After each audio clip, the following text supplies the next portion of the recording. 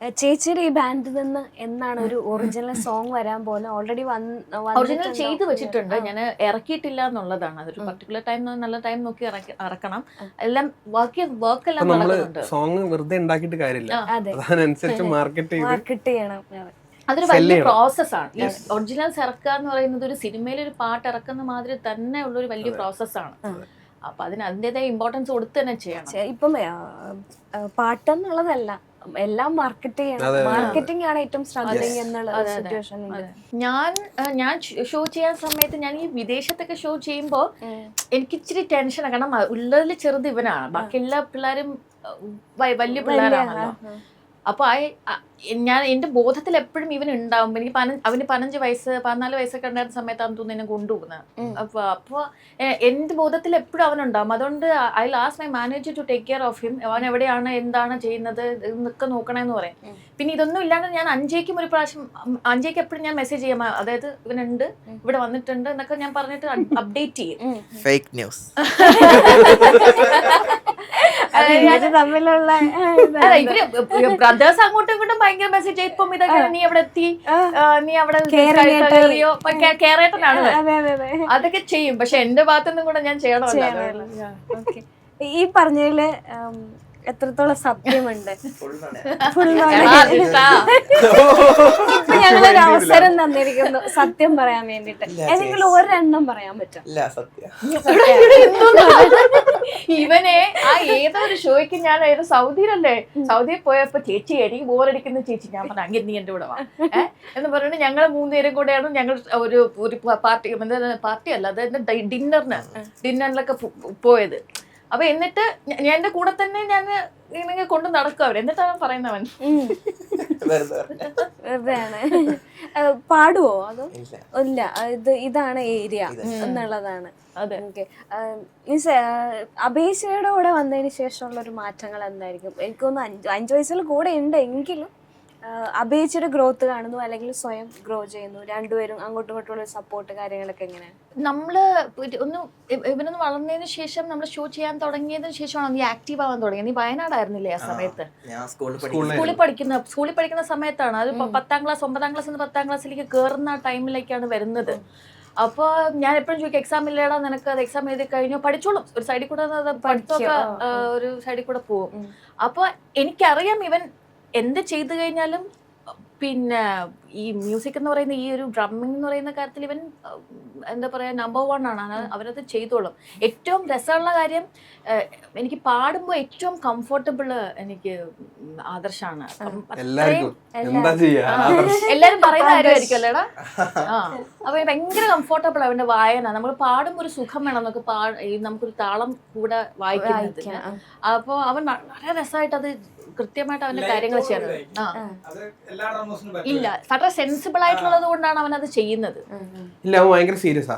ഞാൻ വെറുതെ പറയല്ല, മീൻസ് ഇവൻ ഭയങ്കര ഡെഡിക്കേറ്റഡാ. ഇപ്പൊ നമ്മളൊരു ഷോ കഴിഞ്ഞ് വന്ന് കടന്നുറങ്ങുകയാണെങ്കിലും ഇവ രാവിലെ എണീച്ച് ഇവന്റെ റൊട്ടീൻ പ്രാക്ടീസ് പരിപാടി, അതെന്ത് സംഭവിച്ചാലും രാവിലെ പ്രാക്ടീസ്, ഇത്ര സമയം പ്രാക്ടീസ് ചെയ്തിരിക്കും. അത് കഴിഞ്ഞിട്ടേ ഉള്ളൂ ബാക്കി. എല്ലാരും പറഞ്ഞ സ്ഥിതിക്ക് ഒരു വാക്ക് ഇവരെ കുറിച്ചൊക്കെ ഒന്ന് പറഞ്ഞു. ഞങ്ങളെ കുറിച്ച് തള്ളടാ, ഞങ്ങളെ കുറിച്ച് തള്ളെങ്കിലും നീ എന്റെ ഗ്രൂപ്പിനെ കുറിച്ച് പറഞ്ഞില്ല. ഞങ്ങളെ സംബന്ധിച്ചോളം ഞങ്ങൾ സ്ക്രീനിൽ മാത്രമേ കാണുന്നുള്ളൂ, വല്ലപ്പോഴും ഇതുപോലെ കണ്ടാലായി എന്നുള്ളതാണ്. പക്ഷെ അതിന്റെ പിന്നിലൊരു അഭയാന്ന് പറഞ്ഞ ഒരാളുണ്ടാവുമല്ലോ. ചേച്ചി ഫുൾ ഡെഡിക്കേറ്റഡ് ആണ്. അത് ഞങ്ങൾക്കൊക്കെ അറിയാവുന്നവരൊക്കെ അറിയാത്തുണ്ടെങ്കിലോ പറയും. വേറെന്താ പറയാ, ചേച്ചി തന്നെയാണ്. ഉത്തരം ഇങ്ങനെ ആൻസർ ഷീറ്റില്ലേ? അങ്ങനല്ല, അവരങ്ങനെ നമ്മള് ഫേസ് ചെയ്ത് സംസാരിക്കുന്ന പോലൊരു എക്സ്പീരിയൻസ് ഒന്നും ഇല്ലല്ലോ. അവൻ ആക്കൂടെ ഉള്ളത് പിന്നെ ഈ ഡ്രംസും അവന്റെ ഈ ബ്രദറും പിന്നെ കുറച്ച് 2-3 സുഹൃത്തുക്കളും ഒക്കെയാണ്. അപ്പൊ ഇവന് വേണമെങ്കിൽ നമുക്ക് അവന്റെ സ്കൂളിലെ കോളേജിൽ ചേർന്നിട്ടുണ്ടോ എന്ന് അറിഞ്ഞൂടാ. കോളേജിൽ പോയിട്ടുണ്ടോ? ഇല്ല, ഞാൻ ഈ വർഷം +2 കഴിഞ്ഞിട്ടാണോ? ഞാനിവിടെ ഇരിക്കുന്ന കണ്ടപ്പോ വലിയ സീരിയസ് ആയിട്ടുള്ള ഒരു വലിയ മ്യൂസിഷ്യൻ. സീരിയസ് ആണ്, ഭയങ്കര സീരിയസ് ആണ്. അവന്റെ അതാണ് വർക്കിൽ അവൻ പ്രശ്നം. വളരെ സീരിയസ് ആണ്. പിന്നെ എന്താ പറയാ, ആ പേജിന്റേതായിട്ടുള്ള അവനൊരു സംസാരിക്കുന്ന കാര്യത്തിലൊക്കെ ഒരു മടിയുണ്ട്. പക്ഷെ നേരെ തിരിച്ചല്ലേ സാധാരണ വരിക. ഈ ഒരു ഏജിൽ കുറെ സംസാരിക്കുന്ന ആളുകളായിരിക്കും ഇല്ല അതൊക്കെ അത്രേ ഉള്ളൂ. കംഫർട്ട് സോണിലെ ആള് കിങ് ആണ്. അതാ പറഞ്ഞത്, ഞാനും അവനും കൂടിയാണ് ഏറ്റവും കൂടുതൽ ഇങ്ങനെ സംസാരിക്കുന്നത്. ഞങ്ങൾ രണ്ടുപേരും ഒരുമിച്ച് കണ്ടു കഴിഞ്ഞാല് അവന്റെ കംഫർട്ട് സോണിൽ അവൻ നന്നായിട്ട് സംസാരിക്കും. പിന്നെ ക്യാമറയുടെ ഒക്കെ ഒരു ബുദ്ധിമുട്ട്. ചേച്ചി നമ്മുടെ കോഴിക്കോട് പാട്ട് വന്ന സമയത്ത് ചേച്ചി കോഴിക്കോട് പാട്ടാണല്ലോ ഒരു ഇതിലേക്ക് എത്തിച്ച് ഒരു ടൈമിൽ എത്തിച്ചു. അപ്പം ഞാൻ അപ്പോഴൊക്കെ വിചാരിച്ചു ചേച്ചി കോഴിക്കോടുകാരിയാണ് എന്ന്. എന്നെ പോലെ പലരും ചിന്തിച്ചിട്ടുണ്ട് കോഴിക്കോട്. അപ്പം പിന്നീടാണ് തിരുവനന്തപുരത്താണ് വീട് എന്നുള്ള കാര്യമൊക്കെ അറിയണത്. അപ്പൊ കോഴിക്കോടിന്റെ പാട്ടും പാടാതെ പോകാൻ പറ്റില്ല. കോഴിക്കോടിന്റെ പാട്ട് പാടി ഞാൻ മടുത്തു. ശേഷവും എനിക്കൊരു ഹിറ്റ് പാട്ട് കുറെ പാട്ടുകൾ ഉണ്ടായിട്ടുണ്ട്. കണിമലരെ എനിക്ക് ഭയങ്കര ഇഷ്ടമാണ്. ഞാൻ പാടിയ പാട്ടുകളിൽ എനിക്ക് ഏറ്റവും ഇഷ്ടം കണിമലരെയാണ്. പിന്നെ എനിക്ക് ഏനിന്ന ഏനി തന്നെ എനിക്ക് ഇഷ്ടമാണ്. പിന്നെ എനിക്ക് ഇപ്പൊ വാലിബലിന് എനിക്ക് പാട്ട് ഭയങ്കര ഇഷ്ടമാണ്. അത് people registered me as Kozhikode song singer. അത് ഭയങ്കര ഇഷ്ടമാണ് എല്ലാവർക്കും എന്നുള്ളതാണ്. ഞാനൊരു കാര്യം പറയാം. എനിക്ക് ഇഷ്ടപ്പെട്ട ഒരു പാട്ട് ഞാൻ ചേച്ചിയുടെ ഓൾറെഡി പറഞ്ഞിട്ടുണ്ട്. നമുക്ക് ആ പാട്ട് പാടാം. കാറ്റേ കാറ്റേ നീ പൂക്കാമരത്തിലെ പാട്ടും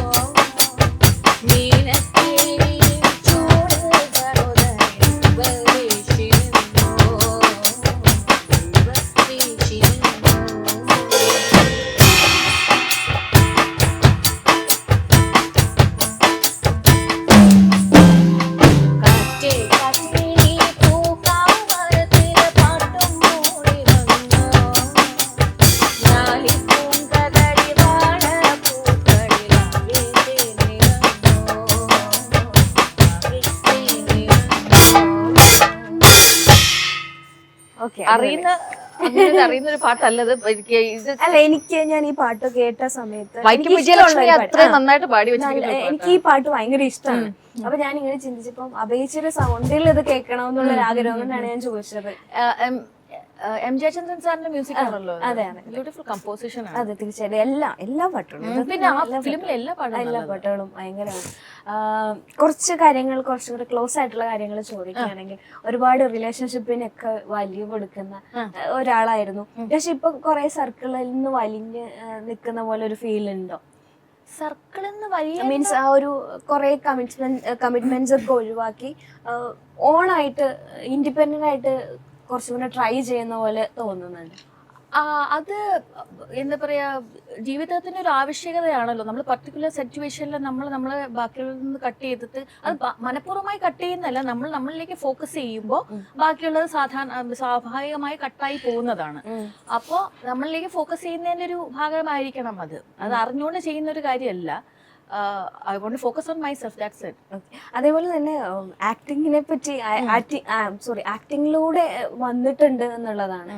അഭിനയം കൂടെ കൂടുതൽ ചേർത്തിട്ടുണ്ട്. പാട്ട് കണ്ടു, ഡാൻസ് കണ്ടു, അഭിനയവും കണ്ടു എന്നുള്ളത്. എങ്ങനെയാണ് ആക്ട് ചെയ്യാമെന്നുള്ളൊരു ഡിസിഷൻ എടുക്കുന്നത്? ഈ പറയുന്ന മാതിരി തന്നെ ഈ അങ്ങോട്ട് പോകുന്ന വഴി അല്ലെങ്കിൽ ഇങ്ങനെ കറങ്ങിക്കൊണ്ടിരിക്കുന്ന വഴിക്ക് പിടിച്ച് പഠിച്ചതാണ് പാട്ടുകളെല്ലാം. അതൊരു സീരിയസ് ആയിട്ട് ആദ്യത്തെ ഒരു 4-5 വർഷമൊന്നും എടുത്തിട്ടുണ്ടായിരുന്നില്ല. അത് കൊള്ളാം, ഞാൻ പാടാൻ യോഗ്യതയുള്ള കുട്ടിയാണ്, ഞാൻ പാടാൻ കോൺഫിഡൻസ് ഉണ്ട് എന്ന് ഞാൻ വിശ്വസിക്കുന്ന തന്നെ 2-3 പാട്ടുകൾ കഴിയുമ്പോഴാണ്. ആൻഡ് ഫോർച്ചുനേറ്റ് ഇനഫ് ഞാൻ പാടിയ പാട്ടുകളെല്ലാം ഹിറ്റാണ്. ഓരോ പാട്ട് എടുത്തു നോക്കിയാലും അതെല്ലാം ഇൻഡിവിജ്വലി ഹിറ്റാണ്.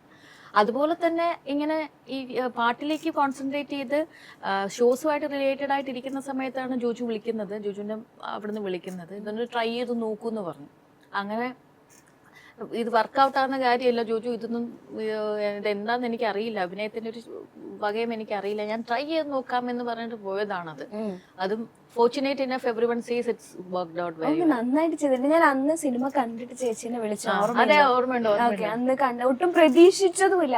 പണി സിനിമ ഇറങ്ങുന്ന സമയത്ത് ഇങ്ങനെ ഒരു റോൾ ആയിരിക്കും ചേച്ചിയാണ് ഇത്രയും ഭംഗിയായിട്ട് അത്രയും ആക്ച്വലി അത്രയും നല്ല റോള് കിട്ടിയിട്ട് എനിക്ക് ഇവിടെ പ്രൊമോഷൻ ഒന്നും ചെയ്യാൻ പറ്റിയിട്ടുണ്ടായിരുന്നു. എനിക്കായിട്ട് വന്നിട്ടൊന്നും ചെയ്യാൻ പറ്റിയിട്ടുണ്ടായിരുന്നു. Because I was out of town, കൺട്രിയിൽ ഇല്ലായിരുന്നു. അപ്പൊ and it is a hit. ഇവിടെ ഭയങ്കര ഹിറ്റും ആയിരുന്നു. ഭയങ്കര സന്തോഷമുണ്ട്. റോൾ എല്ലാരും സ്വീകരിച്ചു എന്നുള്ളതായി. Ultra modern kitchen devices. ഒരു കിച്ചണിൽ വേണ്ട എല്ലാ ലേറ്റസ്റ്റ് ബ്രാൻഡുകളും ഇവിടെയുണ്ട്. ലോകോത്തര ബ്രാൻഡുകൾ, original products, wide range. MyG future. WhatsApp വഴി ഇംഗ്ലീഷ് പഠിക്കാൻ ഇംഗ്ലീഷ് കഫേ ഉള്ളപ്പോൾ ഇംഗ്ലീഷ് ഒരു വിഷയമേ അല്ല. English cafe, we present you the perfect English. WhatsApp now 9633 888 575.